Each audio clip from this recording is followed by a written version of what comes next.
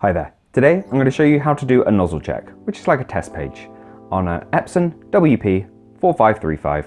Now this is nice and simple. I'm going to do them from the printer itself, using nothing but the screen and the buttons you can find on the front of the printer. So, to get started, we're going to go into the setup menu, which we do by pressing this button here.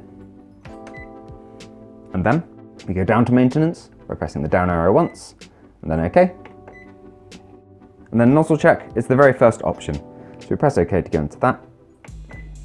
Obviously you're going to need paper in there to print this sheet, so we just indicate to the printer that we're OK by pressing either the black and white or the colour start button, which you can see here.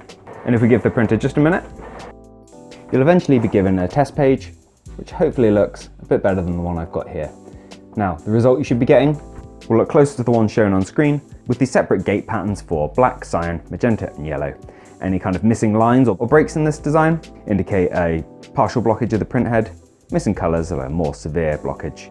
But thankfully, these can normally be resolved by running cleaning cycles from the printer, which your printer will now be offering on the screen here. You've either got finished nozzle check if you're happy with the result, or head cleaning, which is what I'd recommend if you have any issues.